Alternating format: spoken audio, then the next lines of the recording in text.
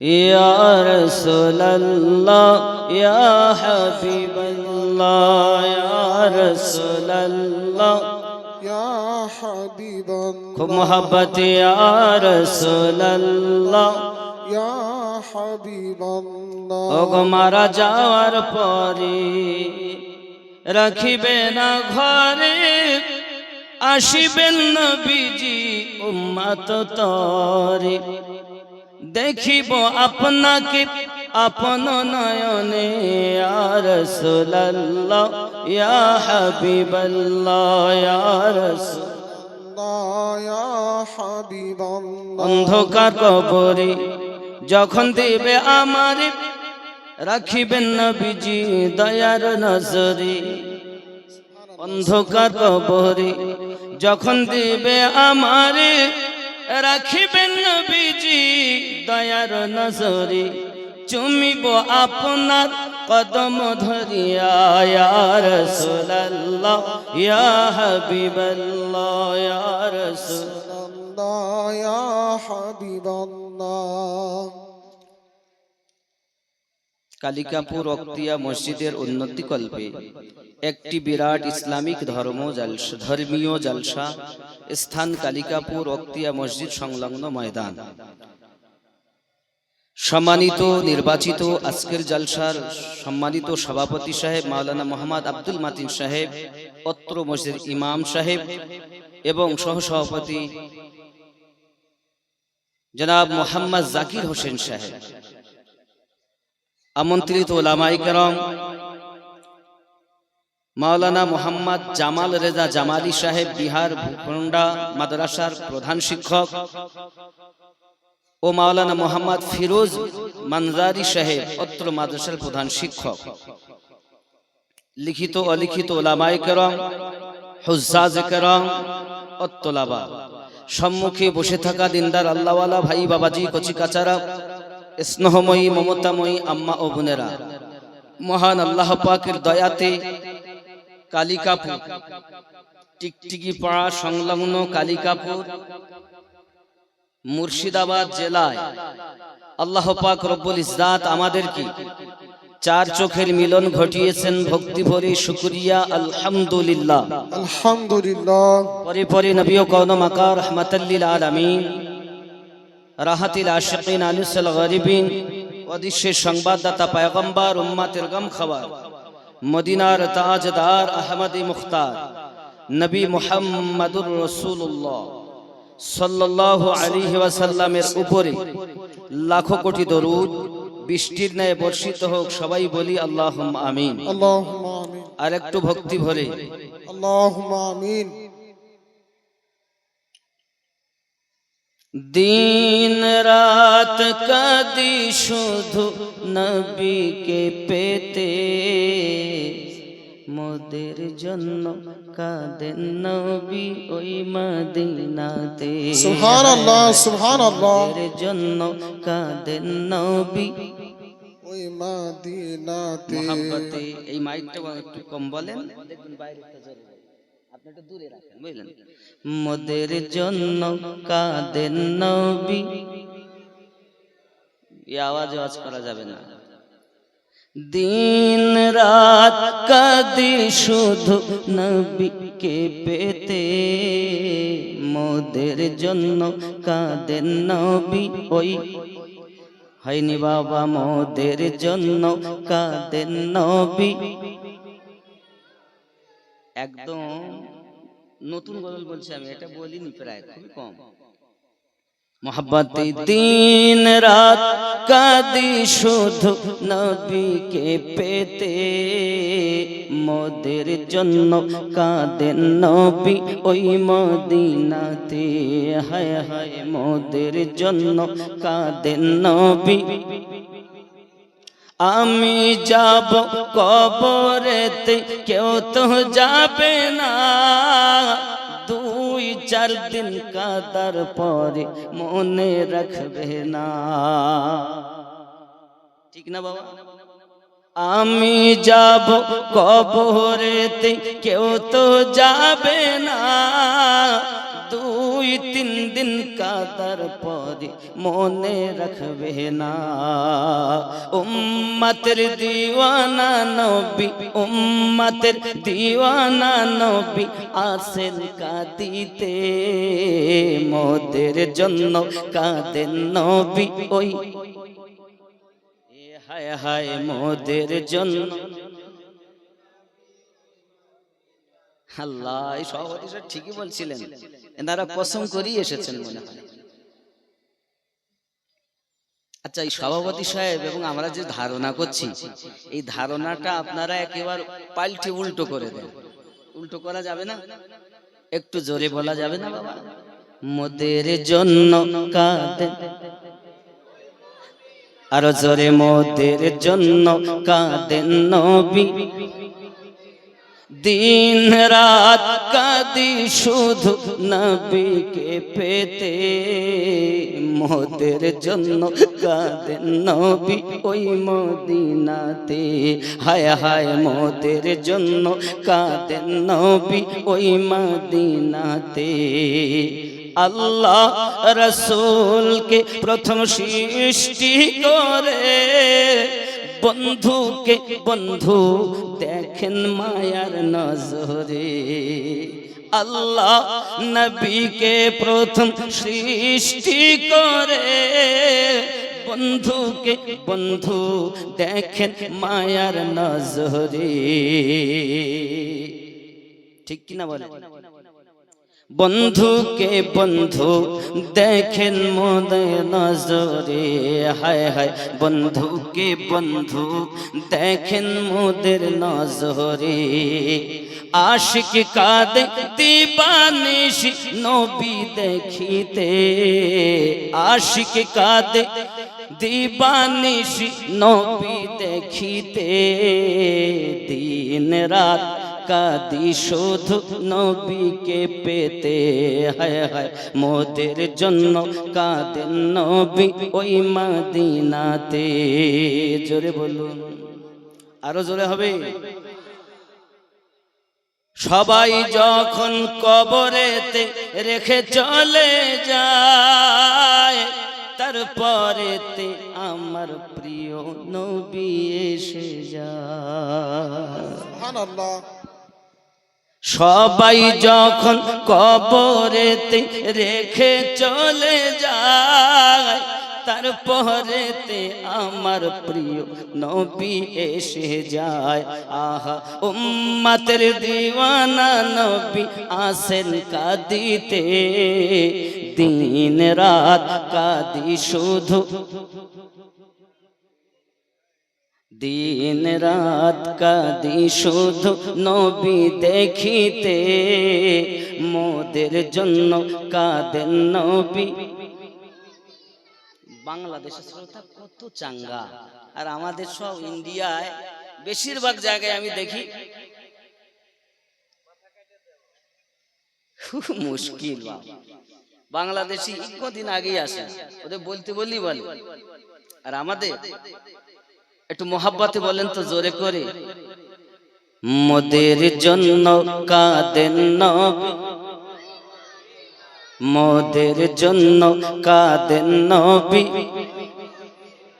এমন দয়াল নবীকে কেউ কি ভুলতে পারে আমায় তুমি রাখো নবী আপন নজরে জান্নাতে রাখিও নবী তোমার খেদমতে জান্নাতে রাখিও নবী তোমার খেদমতে মোদের জন্য কাঁদেন নবী নাতে হায় হায় মোদের জন্য কাঁদেন নবী ওই মদিনাতে দিন রাত কাঁদি শুধু নবীকে পেতে মোদের জন্য কাঁদেন নবী ওই মদিনাতে আল্লাহ সাল্লি আলা سيدنا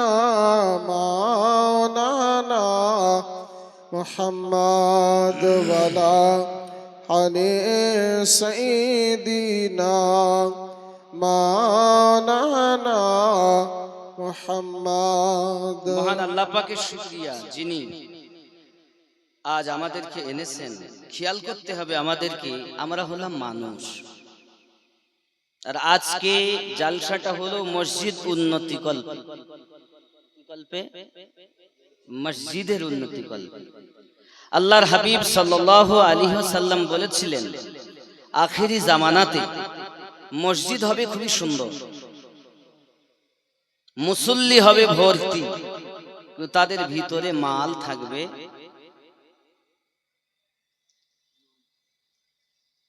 সেই মালটা কি?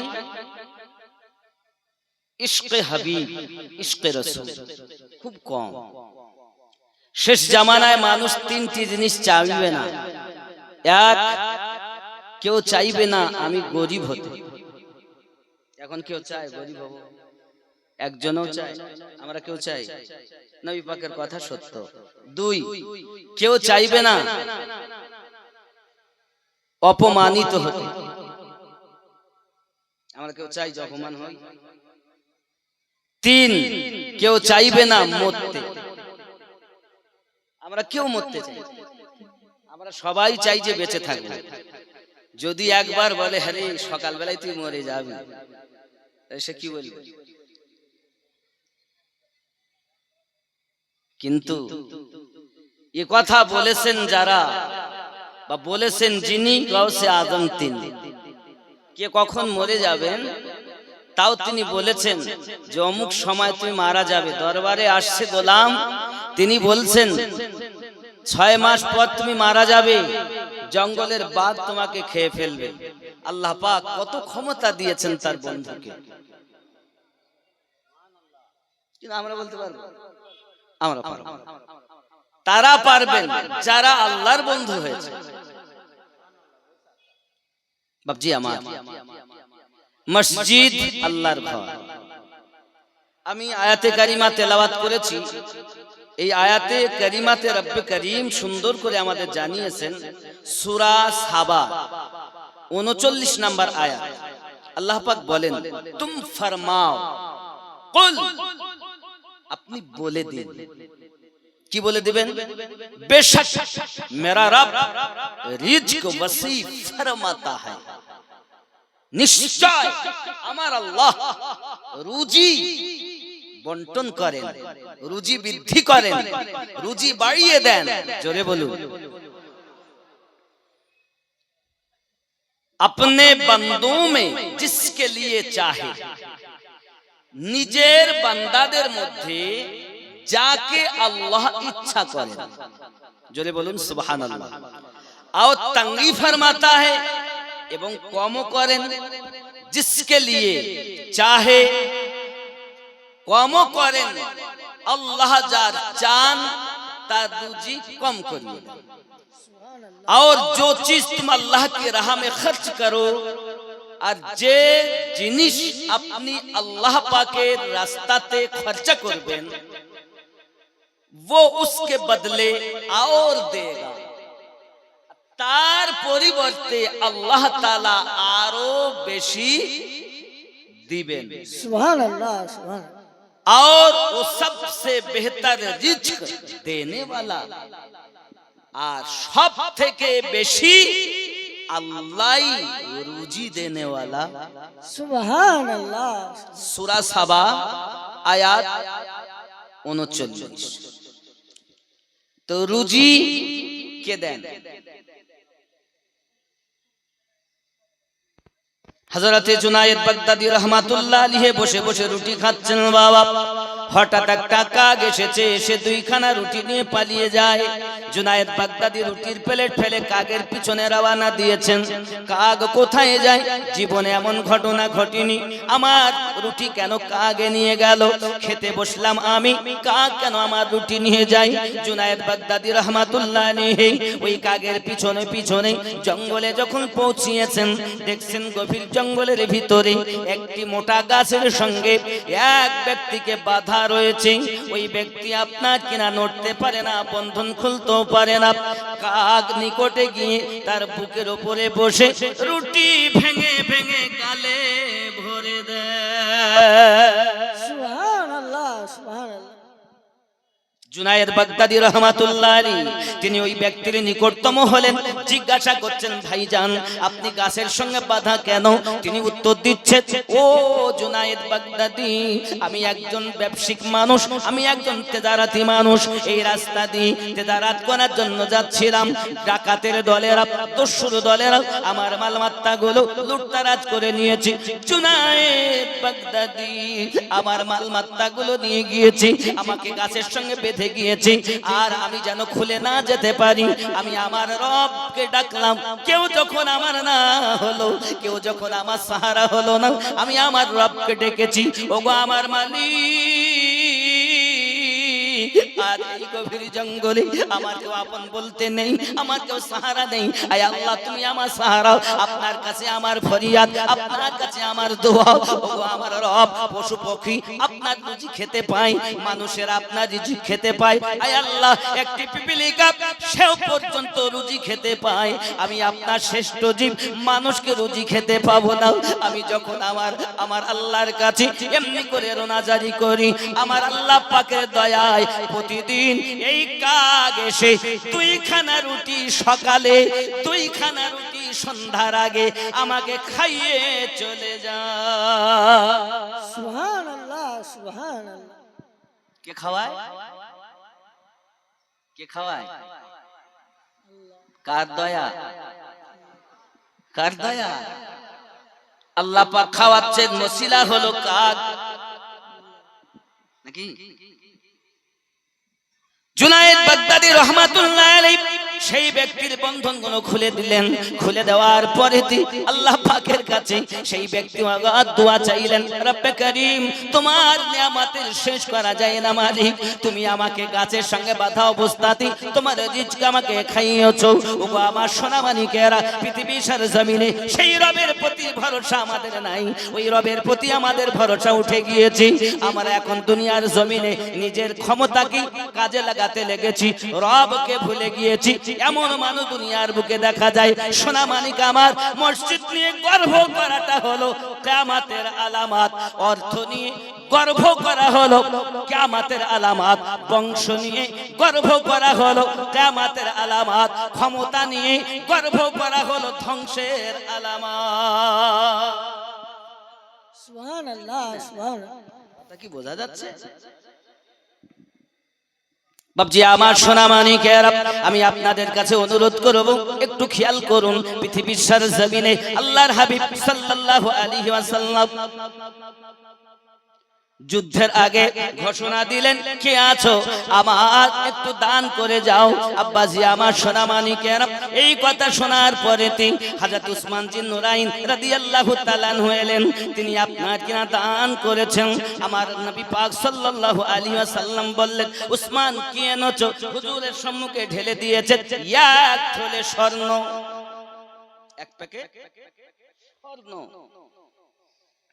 আমার নবী পাক বললেন, চাইলে জান্নাত কামিয়ে নাও। আবার এক প্যাকেট, আবার বাড়ি গেলেন, আবার এক প্যাকেট স্বর্ণ। যুবক আমার উসমান বিন নুরাইন রাদিয়াল্লাহু তাআলা আনহু এমন করে আপনার 3 ব্যাগ স্বর্ণ এনে দিয়েছেন। ওগো আমার জওয়ান যুবকেরা, ঠিক এমনি অবস্থায় আল্লাহর হাবিব সাল্লাল্লাহু আলাইহি ওয়াসাল্লাম আরেকদিন ডাক দিলেন, কে আছো দান করো। আব্বাজি আমার উসমান বিন নুরাইন গেলেন, যাওয়ার পরেতে ফিরে এসেছেন। নবী আমার জিজ্ঞাসা করছেন, উসমান কতটা নিয়ে এসেছেন? উসমান বিন নুরাইন বলেন, নবীজি আমার যত অর্থ আছে তার 4 ভাগ করে 1 ভাগ এনে আপনার কাছে দিয়েছি। হযরতে ফারুক আযম ওমর রাদিয়াল্লাহু তাআলা আনহু তিনি চলে এসেছেন। নবী পাক আপনার বললেন, ওমর আপনি কতটা নিয়ে এসেছেন? হযরত ওমর রাদিয়াল্লাহু তাআলা আনহু বলেন, হুজুর আমি আমার যত অর্থ আছে তাকে 2 ভাগ করেছি, অর্ধেক রেখে এসেছি, আধা আপনার দরবারে নিয়ে এসেছি। ইতিমধ্যে হযরত আবু বকর রাদিয়াল্লাহু তাআলা এসে হাজির হয়ে গেলেন। আমার নবী পাক সাল্লাল্লাহু সাল্লাল্লাহু আলাইহি ওয়াসাল্লাম বলেন, আবু বকর আপনি কতটা এনেছেন? হযরত আবু বকর রাদিয়াল্লাহু তাআলা আনহু বলেন, নবীজি আমার যাহা ছিল সব আমি পোটলা করে নিয়ে এসেছি। আয় আবু বকর আপনি বাড়িতে কিছু নিয়ে খেয়ে আসেননি? আয় আমার আকা আমি বাড়িতে আল্লাহ এবং আল্লাহর রাসূলকে রেখে এসেছি। সুবহানাল্লাহ। ইয়া রাসূলুল্লাহ, ইয়া আলী। ও শহরে মোহাব্বত নাকি জোরে বলুন না সুবহানাল্লাহ। ও শহরে মোহাব্বত,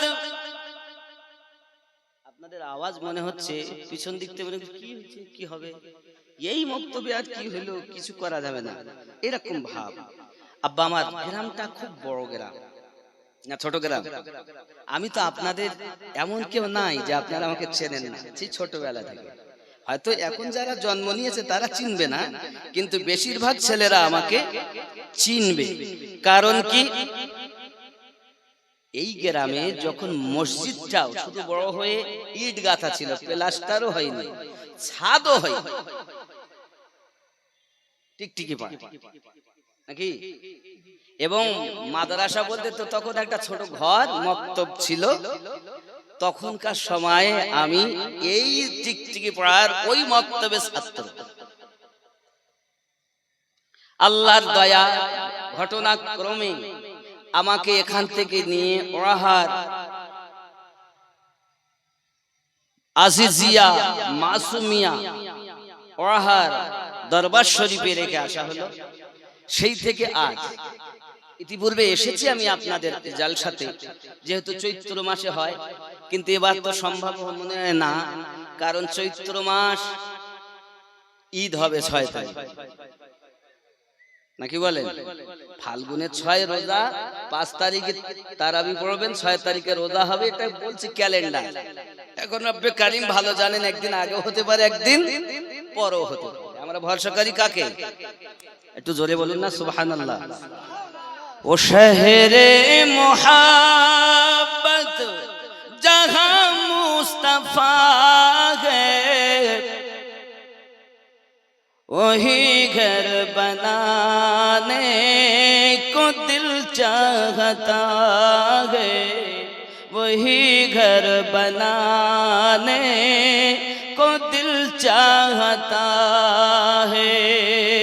जो पूछा नबी ने जो कुछ घर भी छोड़ा, तो सिद्दीक़ अकबर के होठों में आया, तो सिद्दीक़ अकबर के होठों में आया। वहाँ माल दौलत की क्या है हकीकत, वहाँ माल दौलत की क्या है जरूरत, जहाँ दिल लौटाने को जी चाहता है, जहाँ जान लौटाने को दिल चाहता है। ओ शहर मोहब्बत जहाँ मुस्तफा है, वही घर बनाने को दिल चाहता है। जोरे बोलो सुबहानल्लाह, सुबहानल्लाह। वो सोने से कंकर, वो चांदी सी माटी, ये नजर में बसाने को दिल चाहता है।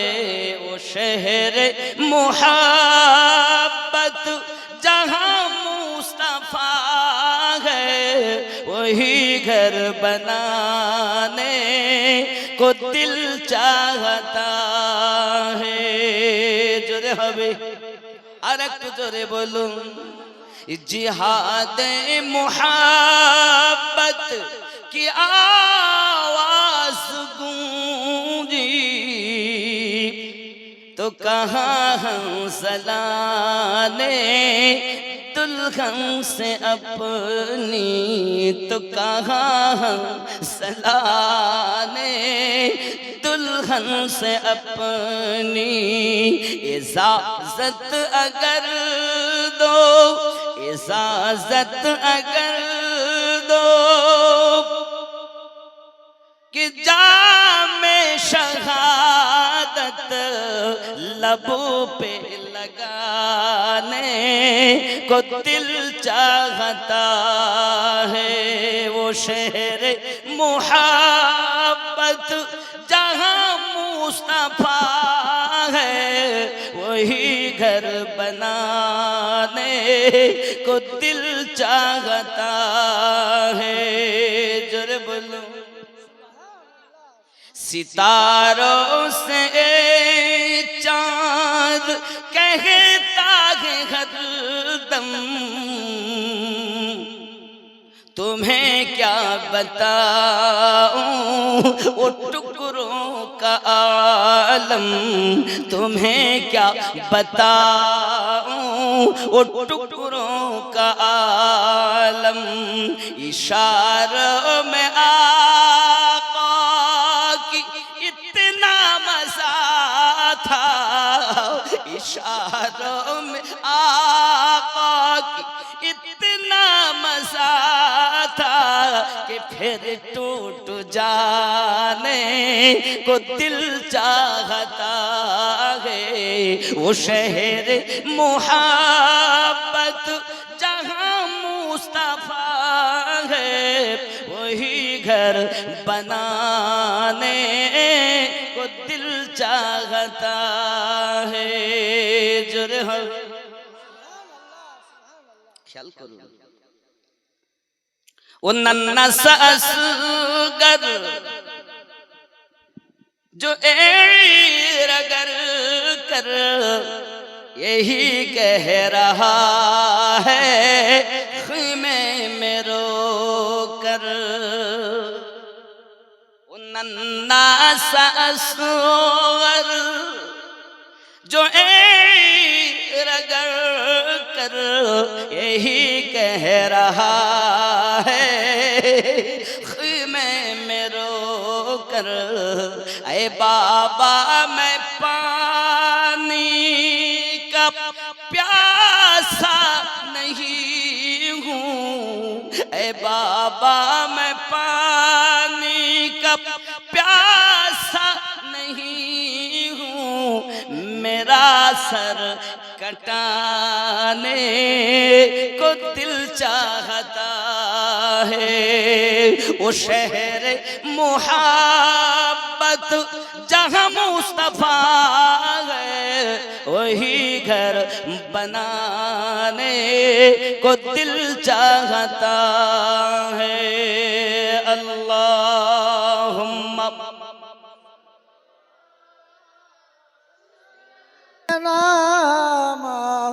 लाना मोहम्मद व अला आलि सय्यिदिना लाना मोहम्मद। या रसूल अल्लाह या हबीब अल्लाह सल्लल्लाहु ताला अलैहि वसल्लम, পৃথিবীর সারা জমিনে আমি আবু বকর রাদিয়াল্লাহু তাআলা আনহু আমার ঘরে যাহা ছিল সব কিছু নিয়ে আপনার দরবারে হাজির করেছি। আল্লাহ এবং আল্লাহর রাসূলকে আমি আমার বাড়ি রেখে এসেছি, এটি হলো মোহাব্বতের দলিল। ওগো আমার সোনা মানিকেরা, আমরা নবীকে মোহাব্বত করি। সহিহ বুখারীর হাদিস হলো এটা। হতে পারবে না তুমি ইমানদার ততক্ষণ তো যদি তোমার অর্থের থেকে বেশি প্রেম না করো, অর্থের থেকে বেশি যদি তুমি তোমার নবীকে ভালো না বাসো। দান মানে এটা নয় যে কতটা পরিমাণ কত, এটা নয়। দান মানে এটাই ও দিল থেকে কুরবান কতটা। সুবহানাল্লাহ সুবহানাল্লাহ। ও দিল থেকে কুরবান কতটা। হে যুবক, আজ আমরা পয়সা তো বহু আছে, কিন্তু আমরা দিতেই চাই। দান করলে পৃথিবীর জমিনে রাসূল করিম সাল্লাল্লাহু আলাইহি ওয়াসাল্লাম হাদিস শরীফে ইরশাদ করেছেন 10টি উপকার 10 রকমের বরকত তার হবে। জোরে বলি সুবহানাল্লাহ। সুবহানাল্লাহ। 10 রকম ইনশাআল্লাহ তাআলা আমি বলবো, চিন্তা নেই। এখন বিষয় হলো আবু বকর রাদিয়াল্লাহু তাআলা আনহু শুধু আল্লাহ এবং আল্লাহ রাসূলের প্রেম ও প্রীতি ভালোবাসা তাদের ভরসা সব এনে দিয়েছেন। আমরা এরকম করব না। আব্বাজি আমার সোনা মানিক, পৃথিবীর সরজমিনে দেখা গেল হযরত ওমর রাদিয়াল্লাহু তাআলা আনহু চিন্তা ভাবনা ছিল আজ মজা হবে, কারণ আবু বকর রাদিয়াল্লাহু তাআলা আনহুকে আজ আমি পিছিয়ে ফেলবো, তাই বাড়িতে ভাগ করে অর্ধেক এনেছেন। কিন্তু আবু বকর রাদিয়াল্লাহু তাআলা আনহু পুরাকে পুরা এনে দিয়েছেন। জওয়ান যুবকেরা আমার, বোঝা গেল প্রেম কতটা, ভালোবাসা কতটা। আবু বকর রাদিয়াল্লাহু তাআলা আনহুর প্রেম কত। যুবক আমার, আমার নবী আপনার নবী সাল্লাল্লাহু আলাইহি সাল্লামের কাছে এখনো কলেমা পড়ে ঈমান আনেননি। ব্যবসা তেজারাতে ঘুমিয়ে আছে, তেজারাত থেকে স্বপ্ন দেখে যখন মক্কা নগরে এসে হাজির হয়েছেন, আমার নবী পাকের কাছে কলেমা পড়তে যাবেন বাবা, আমার নবী পাকের সম্মুখে এসে হাজির হয়ে গেছেন। হুজুর, আমার মনের বড় আশা, আমি আপনার একটি মুজিজা দেখতে চাই। আপনার আমার নবী বলেন, আবু বকর, ব্যবসা করতে গিয়ে তুমি যে স্বপ্নটা দেখছো বিছানায় শুয়ে, ওই স্বপ্নটাই হলো এই আমার মুজিজা। সুবহানাল্লাহ, সুবহানাল্লাহ। পূর্ণিমার চাঁদ তার বুকে চলে এসেছে, এই স্বপ্ন দেখেছেন। তো স্বপ্নের তাবির করনেওয়ালা বলেছিলেন, আবু বকর নাম কি? আমার নাম আবু বকর। কোথায় বাড়ি? বলে মক্কায়। বাপের নাম কি? আবু কুহাফা। নাকি সব তো মিল হচ্ছে। আচ্ছা, তোমার পেটের কাপড়টা উঁচু করো তো দেখি। স্বপ্নের সঙ্গে পেটের কাপড় উঁচু করার কারণ এমনি তো বলি না, কারণ আছে বলেই তো বলছি। কাপড় উঁচু করেন কারণ আমি তওরাতের পণ্ডিত। তওরাতে লেখা আছে শেষ জামানার পয়গম্বরের প্রথম খলিফা হবেন যিনি, তার নাম আবু বকর হবে, বাপের নাম আবু কুহাফা হবে, মক্কা নগরের নিবাসী হবে। কিন্তু তার পেটে নাভির নিচে ডান পাশে একটা তিল থাকবে, দাগ থাকবে, যা থেকে বোঝা যাবে এই আবু বকরই নবীর প্রথম খলিফা। সুবহানাল্লাহ, সুবহানাল্লাহ। এই জন্যই আমি জিজ্ঞাসা করছি, আগে পেটের কাপড় উঁচু করো, না করলে স্বপ্নের তাবির সঠিক প্রমাণিত হবে না। স্বপ্নের মানে কি? যে আপনি প্রথম খলিফা হবেন, তার কাছে কলেমা পড়বেন। কে? না তো আব্দুল্লাহ তানায় মুহাম্মদুর রাসূলুল্লাহ সাল্লাল্লাহু আলাইহি ওয়াসাল্লাম মক্কা নগরে তিনি আগমন করেছেন বহু পূর্বে, তার কাছেই কলেমা পড়ে ঈমান নিয়ে আসবে, তুমি প্রথম খলিফা হবে। উনি এসেছেন, এসেই জিজ্ঞাসা করেন, হুজুর আমি একটা মুজিজা দেখব। নবী পাক বলেন, সেটাই আমার মুজিজা যেটা তুমি স্বপ্নে দেখেছো। নবী বলেন, আমার উম্মত কে কি দিয়ে ভাত খায় আমি নবী তাও জানি। সুবহানাল্লাহ। আমার উম্মত জেনে রাখো, দুনিয়ার শুরু থেকে শেষ পর্যন্ত কারা জান্নাতি হবে তাও আমি নবী দেখি, কারা জাহান্নামী হবে আমি নবী তাও দেখি। কথা বুঝতে পারছেন আব্বাজি আমার? হয়তো আপনারা মনে করছেন মুলশি এত চেঁচাচ্ছে কেন? চেঁচাই না, কখন চেঁচিয়ে বেরিয়ে যায় তো জানি না, কারণ আমি চেঁচানোর পরিস্থিতিতে এখন নেই। আমি নিজেই অসুস্থ মানুষ। हम बोलते नहीं बुलाते हैं तो हम बोलते हैं। আমি বলি না বলায় তাই বলি, আমি বাজি না বাজায় তাই বাসি, আমি বাঁশের বাঁশি বাজায় তাই বাজছি, আমার কোনো ক্ষমতা নেই। যুবক আমার, হযরত আবু বকর রাদিয়াল্লাহু তাআলা আনহু এমন প্রেম করতেন, আল্লাহর হাবিব সাল্লাল্লাহু আলাইহি ওয়াসাল্লাম শুধু এতটুকুই বলেছিলেন, আবু বকর মক্কা থেকে মদিনায় হিজরত করতে হবে। হায় হায়, আপনি জানেন আমার নবী পাকের কত ওয়াফাদার সাহাবী ছিলেন। আল্লাহর হাবিবের চেহারা দেখে কলেমা পড়ে ইহুদিরা মুসলমান হয়েছে। জওয়ান, আজ অর্থ পেয়ে তুমি নবী ভুলে গেছো। 16 বছরের যুবক হযরত সালাবা রাদিয়াল্লাহু তাআলা আনহু পৃথিবীর সরজমিনে আমার রাসূলের পাককে এত প্রেম করে ফেলেছে বাবা।